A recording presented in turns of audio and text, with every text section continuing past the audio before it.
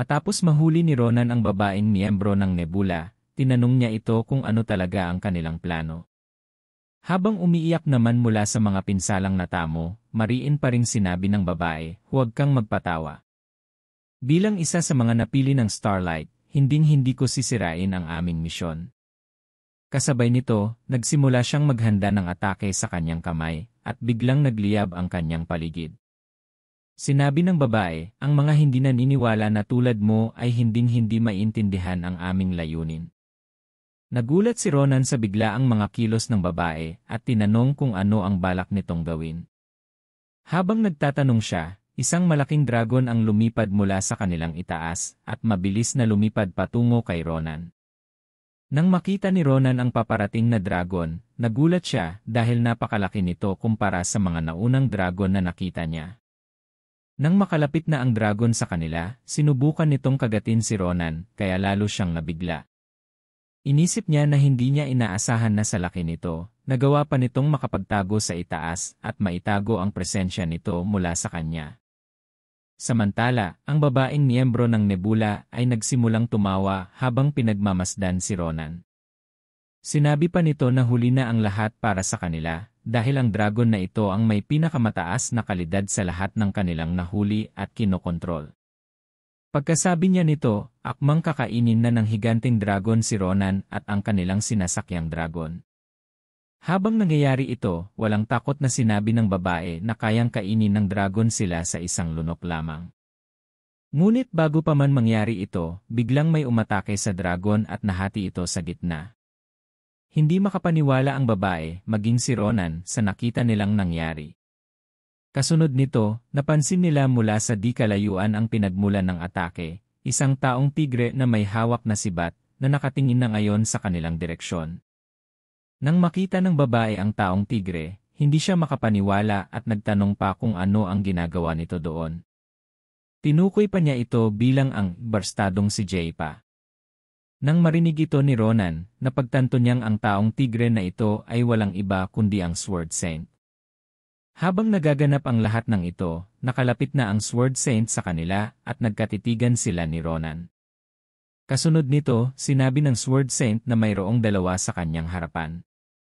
Pagkatapos ay ginamit niya ang kanyang mga kamay at hinampas ito patungo sa direksyon ni Ronan.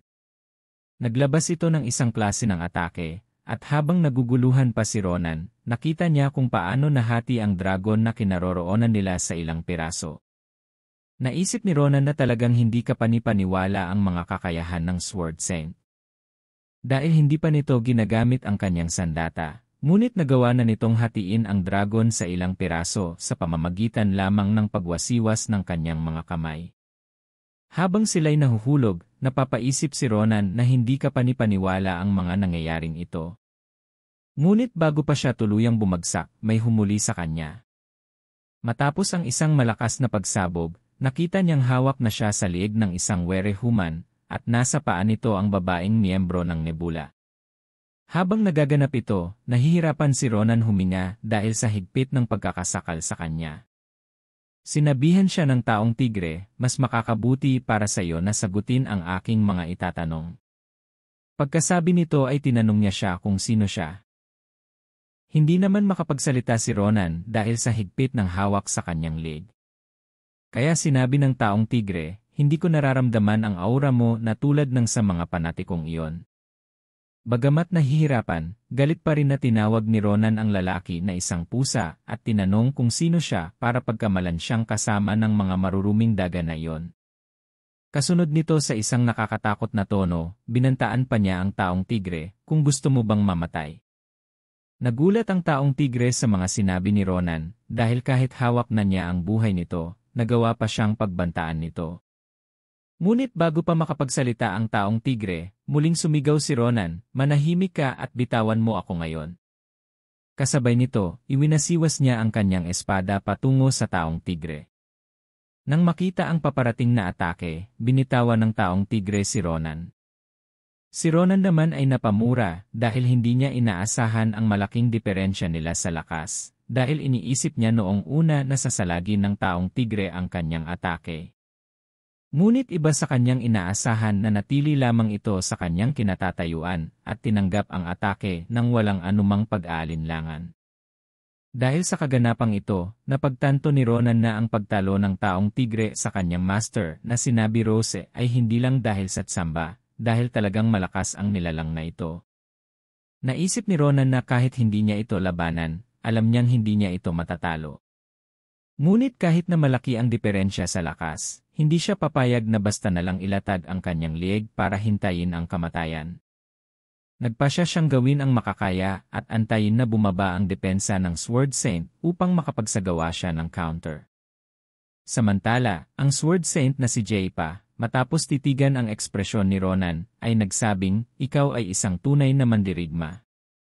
Nagtaka naman si Ronan sa sinabi niyang iyon at tinanong kung ano ang ibig niyang sabihin. Ngunit mumiti lamang ang Sword Saint. Sinabi ni Ronan, "Anong klaseng kalokohan ang sinasabi mo?" Bago pa man matapos ang kanyang pagsasalita, inihanda ng Sword Saint ang kanyang sandata at sinabing babatiin niya siya sa paraan ng isang mandirigma. Lumapit siya kay Ronan, taglay ang isang nakakatakot na presensya, at iniutos na itaas ni Ronan ang kanyang espada. Habang natutulala si Ronan sa mga sinasabi ng Sword Saint, bigla itong nagsalita at sinabi na ang kanyang atake ay magmumula sa harapan, sa sentro, at sisimulan niya ito sa gitna.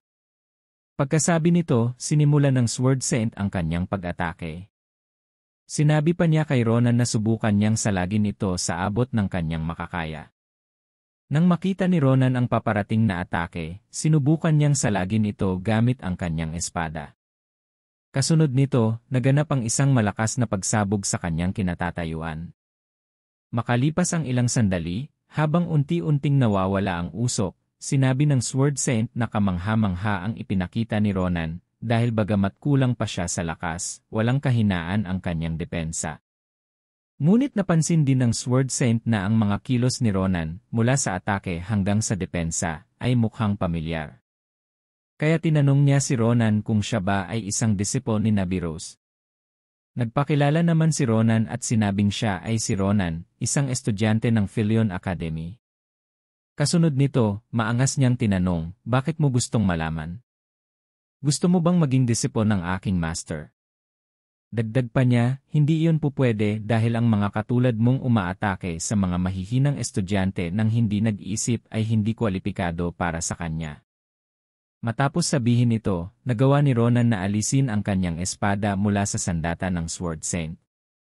Ngunit matapos siyang mapaatras, umiti siya at tinanong, "Naiintindihan mo ba yon?"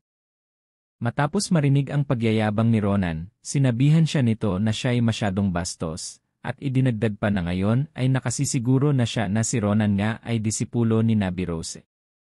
Kasunod nito, humingi ng paumanhin ang Sword Saint dahil sa tila sobrang paraan ng pagbati niya, ngunit sinabi rin niya na iyon ang normal na paraan nila.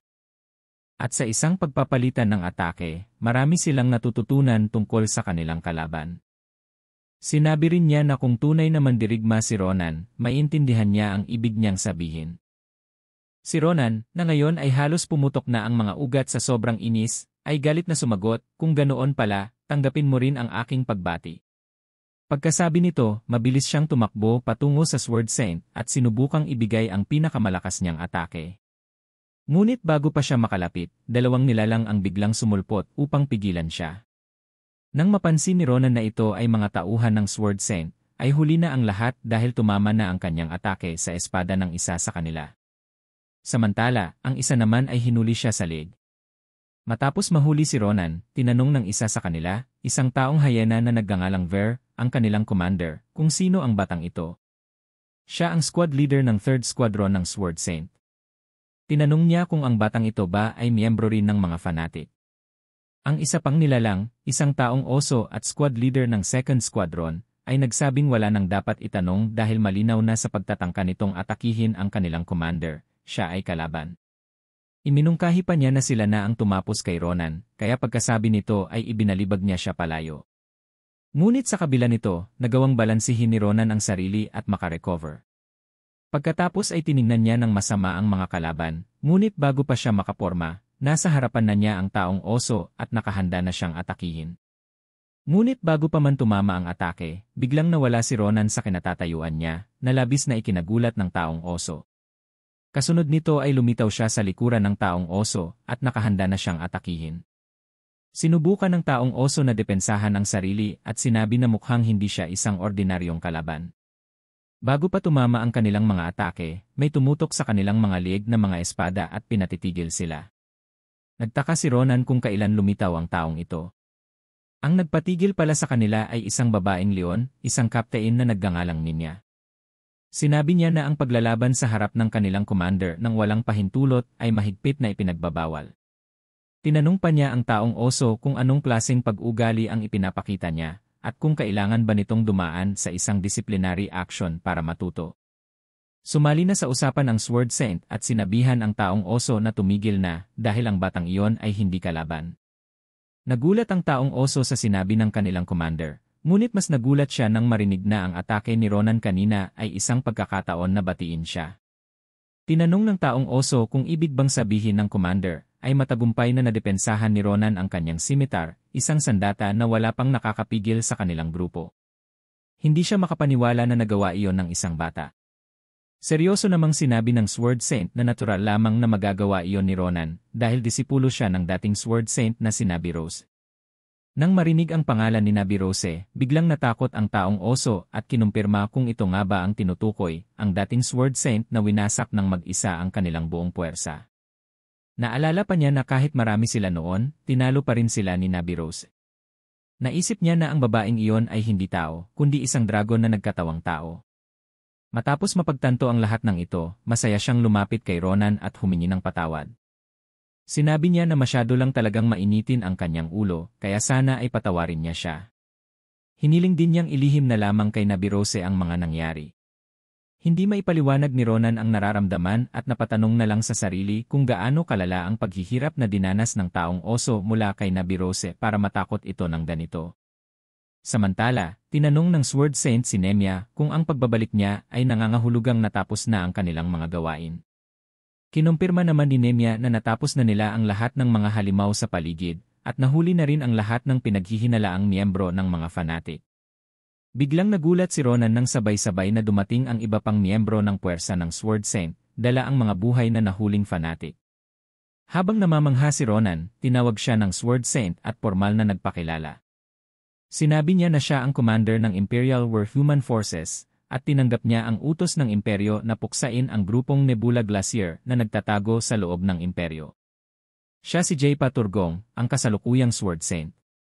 Nagtataka naman si Ronan kung ano ang tinutukoy na Order Search Force ni Jaypa. Samantala, sa isang bahagi ng Romaira Mountains sa Nimbuten, may ilang sundalong nagmamartsa na nakasuot ng full body armor.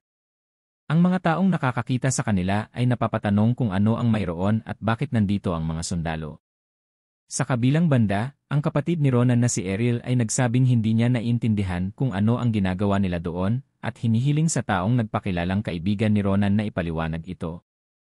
Sa sandaling iyon, lumapit si Shulipin kay Errol at humingi ng pasensya kung nagulat siya sa kanilang biglaang pagdating.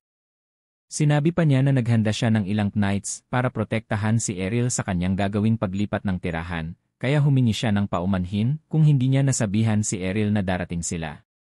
Kasunod nito, lumuhod siya at nagpakilala bilang isang knight na nagngangalang Shulipin.